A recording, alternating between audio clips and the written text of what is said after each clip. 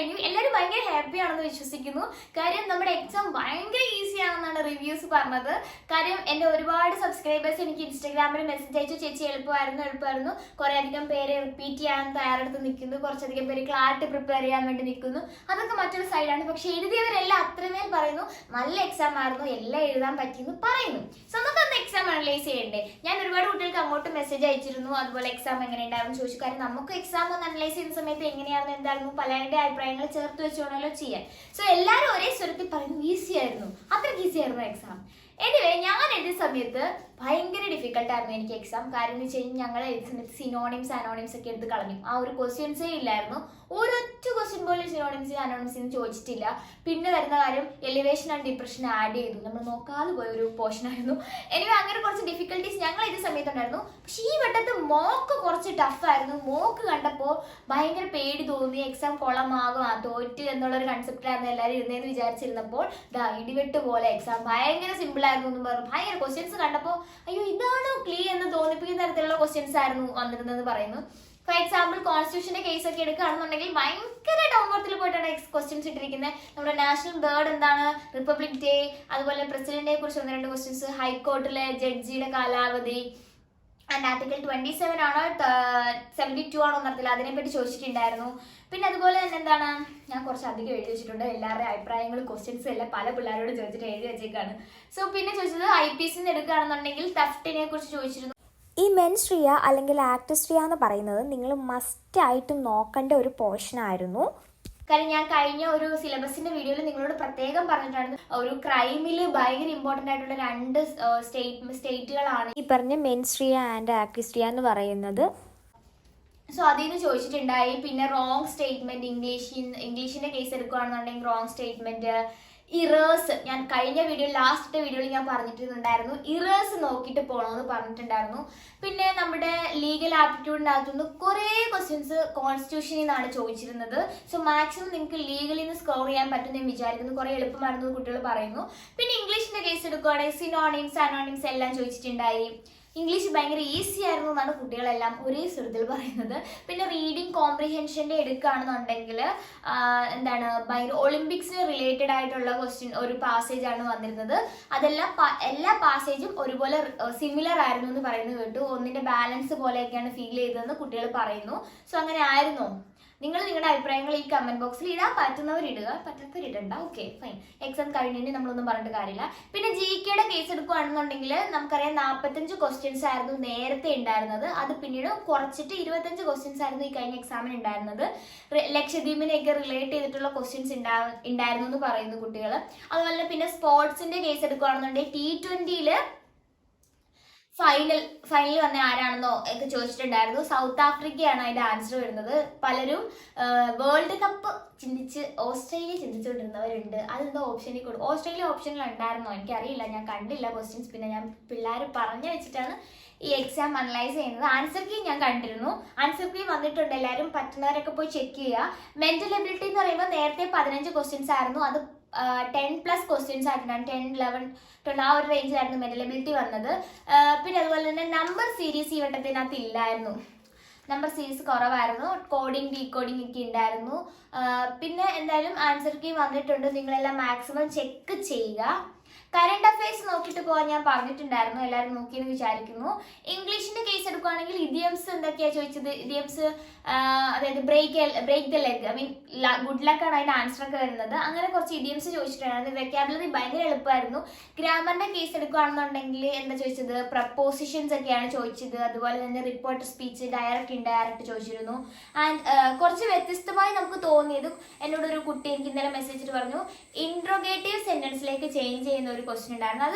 അത് നോക്കി നമുക്ക് നേരത്തെ പ്രീവിയസ് ഇയർ ക്വസ്റ്റ്യൻ പേപ്പറിലൊന്നും ഞങ്ങൾ ശ്രദ്ധിച്ചില്ലായിരുന്നു. അത് കുറച്ച് പാടായിട്ട് തോന്നി, അറിയില്ലായിരുന്നു. അതാണ് ഇംഗ്ലീഷിൽ ഒരു ടഫായിട്ട് തോന്നിയെന്ന് പറഞ്ഞു. ബാക്കിയെല്ലാം ഇംഗ്ലീഷ് അടിപൊളിയായിരുന്നു, എളുപ്പമായിരുന്നു എന്ന് പറഞ്ഞു. സോ എല്ലാവർക്കും എളുപ്പമാണെന്ന് വിചാരിക്കുന്നു. ഈ ഒരു നമ്മളിപ്പോൾ ചിന്തിക്കുന്ന ഒരു കാര്യം എന്ന് വെച്ച് കഴിഞ്ഞാൽ എന്തുകൊണ്ടായിരിക്കും ഇത്ര ഈ എക്സാം എളുപ്പമാക്കിയത് എന്ന് നിങ്ങളുടെ ഉള്ളിൽ തോന്നുന്നുണ്ടോ? എൻ്റെ ഉള്ളിൽ തോന്നുന്നുണ്ട്. അതെന്തായിരിക്കും നമ്മൾ അടുത്ത വീഡിയോയിൽ പറയാം. ഇനി നിങ്ങൾ ചിന്തിക്കേണ്ട ഒരു കാര്യം, ഭയങ്കര എളുപ്പമായിരുന്നു, ഞാൻ എല്ലാം എഴുതി. പക്ഷെ നമ്മളുടെ മനസ്സിൽ നമ്മളിപ്പോൾ ചെയ്യേണ്ട ഒരു കാര്യമുണ്ട്. നിങ്ങൾ ആൻസർ കീ മസ്റ്റായിട്ടും ചെക്ക് ചെയ്യുക. എന്നോട് ഒരുപാട് കുട്ടികൾ ആദ്യം വന്നിട്ട് നല്ല എളുപ്പമുള്ള ക്വസ്റ്റ്യൻ ആയിരുന്നു എന്ന് പറഞ്ഞിട്ട് പിന്നെ ആൻസർ കീ ചെക്ക് ചെയ്തിട്ട് എൻ്റെ അത് തെറ്റിയത് പറഞ്ഞിട്ട് ഇരിക്കുന്നുണ്ട്. സോ നിങ്ങൾ മസ്റ്റായിട്ടും നിങ്ങൾ തന്നെ എന്തായാലും നമ്മൾ എഴുതി കഴിഞ്ഞു. ഇതുകൊണ്ട് നമ്മുടെ ഒന്നും അവസാനിക്കുന്നില്ല. ഇനി റിപ്പീറ്റ് അത്രയും റാങ്ക് കുറവാണെന്നുണ്ട്, അല്ലെങ്കിൽ എങ്ങും കിട്ടില്ല എന്നൊരു ഉറപ്പില്ലാത്ത കുട്ടികളാണെന്നുണ്ടെങ്കിൽ ഉറപ്പായിട്ട് റിപ്പീറ്റ് ചെയ്യാനേ ഞാൻ പറയത്തുള്ളൂ. നല്ലൊരു ഇൻസ്റ്റിറ്റ്യൂട്ട് കണ്ടെത്തുക, അതിൽ റിപ്പീറ്റ് ചെയ്യാൻ പോകാനേ പറയത്തുള്ളൂ. നമ്മൾ നീറ്റ് റിപ്പീറ്റ് ചെയ്യുമ്പോൾ നീറ്റ് റിപ്പീറ്റ് ചെയ്യാണോ എന്ന് ചിന്തിക്കും. പക്ഷെ ക്ലിയർ റിപ്പീറ്റ് ചെയ്യുമ്പോൾ ക്ലിയോ ഇങ്ങനെ ചോദിക്കുന്നവരുണ്ട്. നിങ്ങൾ ആരും അവരെ മൈൻഡ് ചെയ്യണ്ട. നിങ്ങളുടെ ആഗ്രഹം LLB ആണ്, ഒരു അഡ്വക്കേറ്റ് ആവണം എന്നുള്ള ഒരു ആഗ്രഹത്തിൽ നടക്കുന്ന ആളുകളാണെന്നുണ്ടെങ്കിൽ മസ്റ്റായിട്ട് റിപ്പീറ്റ് ചെയ്യുക. അതിൽ ക്ലിയൊക്കെ ആരെങ്കിലും റിപ്പീറ്റ് ചെയ്യോ അങ്ങനെ ചിന്തിക്കേണ്ട. നിങ്ങളിത് ജസ്റ്റ് ഇപ്പം ഇത് കഴിഞ്ഞ് ഉടനെ 1 ഇയറിൽ റിപ്പീറ്റ് ചെയ്യാൻ പറ്റുമെങ്കിൽ റിപ്പീറ്റ് ചെയ്യുക. അല്ലെങ്കിൽ മറ്റു കോഴ്സുകൾ നോക്കുക, ഒരു ഡിപ്ലോമ കോഴ്സ് 6 മന്ത്സിലേക്ക് നോക്കുക. നിങ്ങളെല്ലാം അതിൻ്റെ ഒരു സർട്ടിഫിക്കറ്റ് നിങ്ങൾക്ക് ഇരിക്കും. ക്ലിയും നിങ്ങൾക്ക് വേണമെങ്കിൽ ജൂൺ തൊട്ടല്ല റിപ്പീറ്റ് ചെയ്യേണ്ടത്. ക്ലീ ശരിക്കും പറഞ്ഞാൽ ഒരു മാർച്ച് തൊട്ടൊക്കെ റിപ്പീറ്റ് ചെയ്യാൻ പറ്റിക്കഴിഞ്ഞാൽ നിങ്ങൾക്ക് ഓൾമോസ്റ്റ് എല്ലാം കവർ ചെയ്ത് നിങ്ങൾക്ക് നല്ലൊരു റാങ്ക് കിട്ടും. നിങ്ങൾ ഉദ്ദേശിക്കുന്ന ഒരു ഗവൺമെന്റ് ലോ കോളേജ് നിങ്ങൾക്ക് കിട്ടും. സോ നിങ്ങൾ റിപ്പീറ്റ് ചെയ്യുന്നത് ഒരു അക്ഷയമായിട്ട് കാണണ്ട. വെരി നോർമലാണ്, എല്ലാവരും ചെയ്യുന്നുണ്ട്, നിങ്ങൾ അറിയുന്നില്ലെന്നേ ഉള്ളൂ. എൻ്റെ ഒരു കുട്ടി പേരും നാളുമൊന്നും ഞാൻ പറയുന്നില്ല. ആൾക്ക് ഭയങ്കര ആഗ്രഹമാണ് LLBക്ക് പഠിക്കാൻ. പക്ഷെ അവളുടെ കൂട്ടുകാരെടുത്ത് അവൾ ഷെയർ ചെയ്ത സമയത്ത് നീ ക്ലീ ഇങ്ങനെ റിപ്പീറ്റ് ചെയ്യുന്നത് എന്തിനാണെന്നാ, അതൊക്കെ ആരെങ്കിലും ചെയ്യുന്നുള്ള രീതിയിലാണ് അവർ സംസാരിച്ചത്. ഞാൻ ഇത്രേ പറയുന്നുള്ളൂ. നിങ്ങളുടെ ആഗ്രഹം അംബീഷൻ LLB ആണ്, അഡ്വക്കേറ്റ് ആണെന്നുണ്ടെങ്കിൽ മസ്റ്റായിട്ട് നിങ്ങളുടെ പേരൻസിന്റെ കൺസെന്റ് ഉണ്ടെന്നുണ്ടെങ്കിൽ ഉറപ്പായിട്ടും നിങ്ങൾ റിപ്പീറ്റ് ചെയ്തോളുക. വേറെ ആരും നോക്കണ്ട, പ്രത്യേകിച്ച് നമ്മളെ ഫാമിലി മെമ്പേഴ്സിനെ നോക്കുകയേ വേണ്ട. നമ്മൾ എന്തെങ്കിലും വെറുതെ ഇരിക്കുക, നമ്മൾ എന്തെങ്കിലും തരത്തിൽ കോഴ്സ് എടുക്കുമ്പോൾ അവൾ വെറുതെ ഇരിക്കണോ, അത് കേൾക്കുമ്പോൾ തന്നെ നമ്മൾ കഥം എന്നുള്ള മൈൻഡ് സെറ്റ്. അവരൊന്നും മൈൻഡ് ചെയ്യണ്ട. നിങ്ങളുടെ ഫ്യൂച്ചറാണ്. നിങ്ങളൊരു പ്രൊഫഷണൽ കോഴ്സ് തിരഞ്ഞെടുക്കാനും ഞാൻ പറയത്തുള്ളൂ. അത് LLB ആവണമെന്നില്ല. നിങ്ങളിപ്പോൾ എൻ്റെ ലോ ആസ്പിരൻസ് ആയതുകൊണ്ട് തന്നെ ഞാൻ പറയുകയാണ്, LLB ആയിരിക്കുമല്ലോ നിങ്ങളുടെ എയിം. അതുകൊണ്ടായിരിക്കും നിങ്ങൾ ഈ വീഡിയോ ഒന്ന് കാണുന്നത്. സോ ഇപ്പൊ റാങ്ക് കുറവാണെന്ന് വിചാരിച്ചിട്ട് നിങ്ങൾ ഒന്നുകൊണ്ട് വിഷമിക്കേണ്ട. ക്ലീ 2024 കൊണ്ട് അവസാനിക്കുന്നില്ല, ഇനിയും വരുന്നുണ്ട്. സോ നിങ്ങൾക്ക് ഒരു ചാൻസ് അല്ല, ഒരു 100 ചാൻസസ് ഇനിയും കിടപ്പുണ്ട്. സോ അതിനുവേണ്ടി പ്രിപ്പയർ ചെയ്യുക. പക്ഷെ എഴുതിയവരോട് ഞാൻ പറയാണ്, നിങ്ങൾ തന്നെ നിങ്ങളുടെ റാങ്ക് ഒന്ന് വിലയിരുത്താൻ ശ്രമിക്കുക. എന്നിട്ട് ആ രീതിക്ക് നമുക്ക് അലോട്ട്മെന്റിന് കൊടുക്കുന്ന സമയത്ത് പ്രയോറിറ്റി ഏത് കോളേജിന് കൊടുക്കണമെന്ന് നമുക്ക് ചിന്തിക്കാം. വലിച്ചു വാരി എല്ലാ കോളേജിനും കൊടുത്തിട്ട് അവസാനം നിങ്ങളുടെ റാങ്ക് ആ കോളേജിൽ എടുക്കാൻ വയ്യാതെ അങ്ങനൊന്നും പോകരുത്. അതുകൊണ്ട് തന്നെയാണ് ഞാൻ പറയുന്നത്, നിങ്ങൾ ഒന്ന് വിലയിരുത്തുക നിങ്ങളുടെ റാങ്ക് എത്രയായിരിക്കും. അതിനുശേഷം നമുക്ക് എന്ത് ചെയ്യാം, ഏത് കോളേജിൽ പ്രയോറിറ്റി കൊടുക്കണമെന്ന് ചിന്തിക്കാം. സോ നിങ്ങൾ ആൻസർക്ക് ഞാൻ നോക്കുന്നില്ല, എനിക്ക് പേടിയാവുന്നു പറഞ്ഞിരിക്കേണ്ട. ചിലപ്പോൾ നിങ്ങൾ 300 മാർക്ക് പ്രതീക്ഷിച്ചായിരിക്കും, ചിലപ്പോൾ നിങ്ങൾക്ക് 350 കിട്ടാം. ചിലപ്പോൾ നിങ്ങൾ 300 പ്രതീക്ഷിച്ചിട്ട് നിങ്ങൾക്ക് 150 കിട്ടാം. സോ അതാണ് ഞാൻ പറഞ്ഞത്, നിങ്ങൾ അത്രയും പെട്ടെന്ന് റാങ്ക് കാണുമ്പോൾ ടെൻഷൻ ആവേണ്ട, അല്ലെ വിഷമിക്കേണ്ട എന്നുള്ള രീതിക്കാണ് ഞാൻ പറയുന്നത്. നിങ്ങൾ ഇപ്പോഴേ നിങ്ങൾ ചെയ്യുക. കാര്യം നിങ്ങളുടെ എക്സാം കഴിഞ്ഞിട്ട് നിങ്ങൾ എന്ത് ചെയ്തിട്ടും കാര്യമില്ല. സോ നിങ്ങൾ ഒന്ന് വിലയിരുത്തുക. നിങ്ങൾ നല്ല റാങ്ക് ആണെങ്കിൽ ഓക്കെ, ചീത്ത റാങ്ക് ആണെങ്കിൽ ഇതുകൊണ്ട് നമ്മുടെ ലൈഫ് തീരുന്നില്ല. ഇതൊന്നും അല്ല ലൈഫ്, ഇനി കിടക്കുന്നതേ ഉള്ളൂ. ലോ എൻട്രൻസ് ക്രാക്ക് ചെയ്തെന്ന് പറഞ്ഞിട്ട് ലോ കോളേജ് നിന്നിട്ട് ഗുദാഹവയാവരുത്. അങ്ങനെ ഒരുപാട് പേരെ പേഴ്സണലി എനിക്കറിയാം. ഇനിയും നിങ്ങൾ അത് ശ്രദ്ധിക്കുക. സോ എക്സാം ഈസി ആയിരുന്നു അല്ലേ? എല്ലാവർക്കും ഈസി ആയതിൽ സന്തോഷം. ആൻഡ് എല്ലാവരും ഒന്ന് നീ കുറച്ച് നേരം പോയി കിടന്ന് ഉറങ്ങുക. എന്താണെന്ന് വെച്ചാൽ ഇത്രയും ദിവസം ഭയങ്കര സ്ട്രെസ്ഡ് ആയിട്ട് ആകെപ്പാടെ എന്തൊക്കെയാ ചെയ്യണമെന്ന് അറിയാണ്ട് പ്രാന്ത് പിടിച്ച് കിടക്കല്ലായിരുന്നോ? സോ ഇനി കുറച്ച് നേരം പോയി റെസ്റ്റ് എടുക്കുക. എന്തായാലും ആൻസർ കീ പബ്ലിഷ് ചെയ്തിട്ടുണ്ട്, ചെക്ക് ചെയ്യുക. ഇനി ചെക്ക് ചെയ്തിട്ട് നിങ്ങൾക്ക് കിട്ടുന്നില്ലെന്നുണ്ടെങ്കിൽ നിങ്ങൾ വിഷമിക്കണം. ഞാൻ ഓൾറെഡി പറഞ്ഞു, ഇതുകൊണ്ടൊന്നും തീരുന്നില്ല, ഇനിയും കിടക്കുന്നതേ ഉള്ളൂ. ഓക്കെ, ഇനി നമുക്ക് കാര്യങ്ങളൊക്കെ ചെയ്യാനുണ്ട്, ഒരുപാട് കാര്യങ്ങൾ. സോ ഇതല്ല നിങ്ങളുടെ ലൈഫ് നിർണ്ണയിക്കുന്നത്, ഇത് ഒരു പാർട്ട് മാത്രമാണെന്നേ ഉള്ളൂ. ഇതിൽ നമുക്ക് ചാൻസസ് ഇനിയുണ്ട് എഴുതിയെടുക്കാൻ പറ്റുന്ന രീതിയിൽ. ഓക്കെ, എൻ്റെ പിന്നെന്താ പറയാമെന്ന് വെച്ചാൽ, റിപ്പീറ്റ് ചെയ്യേണ്ടവർക്ക് ചെയ്യാം, ആരെയും മൈൻഡ് ചെയ്യേണ്ട കാര്യം. നിങ്ങളുടെ ഫാമിലി ഓക്കെ ആണെന്നുണ്ടെങ്കിൽ നിങ്ങൾക്ക് റിപ്പീറ്റ് ചെയ്യാം. നല്ലൊരു അക്കാഡമി നോക്കുക. എൻ്റെ പേഴ്സണൽ ചോയ്സിൽ ഈ വട്ടത്തെ ലോ എമിനൻസിൻ്റെ കുറച്ചധികം ക്വസ്റ്റ്യൻസ് ചോദിച്ചിട്ടുണ്ട്. ഇത് അവരെൻ്റെ അടുത്ത് പറഞ്ഞിട്ടോ, അല്ലെങ്കിൽ ഞാൻ അവിടെ പഠിച്ചിട്ടുണ്ട്. ഞാൻ അവിടെ ഒന്നും അല്ല പഠിച്ചത്, ഞാൻ ക്രാഷ് കോഴ്സ് ഒന്നും തന്നെ എടുക്കാതെ പഠിച്ച ഒരാളാണ് ഞാൻ യൂട്യൂബിൽ ലോ എമിനൻസിൻ്റെ യൂട്യൂബ് ചാനൽ കണ്ട് പഠിച്ച ആളാണ് ഞാൻ. അതും യൂട്യൂബിൽ അവരധികം വീഡിയോസ് ഒന്നും ഇടത്തില്ലല്ലോ, എന്നാലും ഓൾമോസ്റ്റ് പല യൂട്യൂബ് ചാനലിനെ അപേക്ഷിച്ച് നോക്കുമ്പോൾ ലോ എമിനൻസ് കുട്ടികളെ ഒരുപാട് ഹെൽപ്പ് ചെയ്യുന്നുണ്ട്. എനിക്ക് പേഴ്സണലി ആ ചാനൽ ഭയങ്കര ഇഷ്ടമാണ്. കാര്യം ഞാൻ എൻ്റെ ലോ എൻട്രൻസിൽ ഞാൻ ലോ ക്രാക്ക് ചെയ്ത കാര്യം തന്നെ അവരാണെന്ന് ഞാൻ പറയും. കാര്യം എനിക്ക് അത്രയ്ക്ക് ഇഷ്ടമാണെന്ന് പറയാം, നന്നായിട്ട് പഠിപ്പിക്കും. സോ നിങ്ങൾക്ക് വേണമെങ്കിൽ അവിടെ ജോയിൻ ചെയ്യാം, അതല്ലെങ്കിൽ മറ്റൊരിടത്ത് നിങ്ങൾക്ക് കൺവീനിയൻ്റ് ആയിട്ട് എവിടെയാണെന്ന് തോന്നുന്നത് അവിടെ ചെയ്യാം.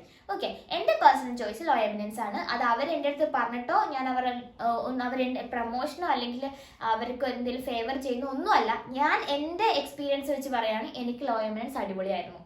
കാര്യം ഞാൻ അവരുടെ ക്രാഷ് കോഴ്സ് എടുത്തിട്ടേ ഇല്ല, ഞാൻ അവരുടെ ലോ ചാനൽ മാത്രം, യൂട്യൂബ് ചാനൽ മാത്രം കണ്ട് പഠിച്ച ഒരാളാണ് ഞാൻ. ഒരു ക്രാഷ് കോഴ്സിനോ ഒരു മെഗാ മോക്ക് ടെസ്റ്റോ ഒന്നും തന്നെ അപ്പിയർ ചെയ്യാത്ത ഒരാളാണ്. ചിലപ്പോൾ എനിക്ക് ആ ഒരു എന്താ പറയുക ഒരു രീതി ആയിരിക്കാം, പക്ഷെ പലർക്കും ആ ഒരു രീതിയിൽ പോയി കഴിഞ്ഞാൽ നമ്മൾ ഉദ്ദേശിക്കുന്ന റാങ്ക് കിട്ടണമെന്നില്ല. സോ നിങ്ങൾ ബെറ്റർ ഒരു നല്ല കോച്ചിങ് സെൻറ്ററിൽ ചേരുക, പഠിക്കുക എന്നുള്ളതാണ്. ഫിനാൻഷ്യലി ഓക്കെ അല്ലാത്തവർ ടെക്സ്റ്റ് ബുക്ക് വായിക്കുക, വാങ്ങിച്ചതിന് ശേഷം നല്ലപോലെ ഒന്ന് പ്രിപ്പയർ ചെയ്യുക, സ്വയമേ ചിന്തിക്കുക, സ്വയമേ പ്രിപ്പയർ ചെയ്യുക. ആൻഡ് നിങ്ങൾക്ക് ഒറ്റയ്ക്ക് പറ്റുള്ളെന്നുണ്ടെങ്കിൽ ഒറ്റയ്ക്ക് ക്രാഷ് കോഴ്സ് എടുക്കണമെന്നില്ല, ടെക്സ്റ്റ് ബുക്ക് വാങ്ങിച്ച് പഠിക്കാൻ പറ്റുന്ന മാക്സിമം പഠിക്കുക. ദെൻ എക്സാമിന് ഒരു 2 months മുന്നേ ഏതെങ്കിലും ഒരു മെഗാ മോക്ക് ടെസ്റ്റ് പോലെ, ഇപ്പോൾ ലോ എമിനൻസ് നടത്തിയല്ലോ അതുപോലെ എന്തെങ്കിലും തരത്തിൽ മോക്ക് ടെസ്റ്റ് അറ്റൻഡ് ചെയ്യുക. സോ നിങ്ങൾക്ക് കുറച്ചുകൂടെ ബെറ്റർ അതായിരിക്കാം. ആൻഡ് എല്ലാവരും ഹാപ്പി ആയിട്ടിരിക്കുക, സന്തോഷമായിട്ടിരിക്കുക. എക്സാം കഴിഞ്ഞു, ഇനി അതോർത്ത് ബോധർ ചെയ്യേണ്ട. കഴിഞ്ഞത് കഴിഞ്ഞു. ഇനി നമുക്ക് ഇവിടെ ഇരുന്നിട്ട് ദൈവമേ അതൊന്നും ശരിയാക്കണമെന്ന് പറഞ്ഞൊന്നും ഒരു കാര്യമില്ല. കഴിഞ്ഞു. ഇനി അതിനെ ആ വഴിക്ക് വിടുക. ഫർദർ എന്തൊക്കെയാണെന്നുള്ള നോട്ടിഫിക്കേഷൻസ് വരും. ഇപ്പം കറന്റ് എന്തായാലും 1 week നിങ്ങൾ റെസ്റ്റ് എടുക്കുക. ഈ മാസം അവസാനം, അടുത്ത മാസം ഓണത്തിന് ശേഷമോ ഓണത്തിന് മുന്നേ അല്ലെങ്കിൽ ഈ മാസം അവസാനമോ നമ്മുടെ റാങ്ക് ലിസ്റ്റ് പബ്ലിഷ് ചെയ്യാം. ദെൻ കാറ്റഗറി ലിസ്റ്റ്, അങ്ങനെ അലോട്ട്മെന്റ്, പിന്നെ ക്ലാസ് ആയി, ലോ സ്റ്റുഡൻസ് ആയി, ലോയർ ആയി, അങ്ങനെ പോട്ടെ. ഓക്കെ, സോ നിങ്ങൾ നന്നായിട്ട് റെസ്റ്റ് എടുക്കുക. അപ്പോൾ അത്രേ ഉള്ളൂ. ഇന്നത്തെ വീഡിയോയുടെ വൈൻഡപ്പിയാണ്. ഇനി എന്തെങ്കിലും ഫർദർ എന്തെങ്കിലും ഉണ്ടെന്നുണ്ടെങ്കിൽ ഞാൻ പറയാം. ഇത്രയും സിമ്പിൾ എക്സാം, ഇത്രയും സിമ്പിൾ ആയ സ്ഥിതിക്ക് കട്ട് ഓഫ് കുറച്ച് മുകളിലാവാൻ സാധ്യതയുണ്ട്. പിന്നെ ഇത്രയും എളുപ്പമാക്കിയത് എന്താണ് CEE എന്ന് ഞാൻ തന്നെ ചിന്തിക്കുകയാണ്. അതെന്തായിരിക്കും നമുക്ക് അടുത്ത വീഡിയോയിൽ പറയാം. അപ്പോൾ അത്രേ ഉള്ളൂ. ബൈ.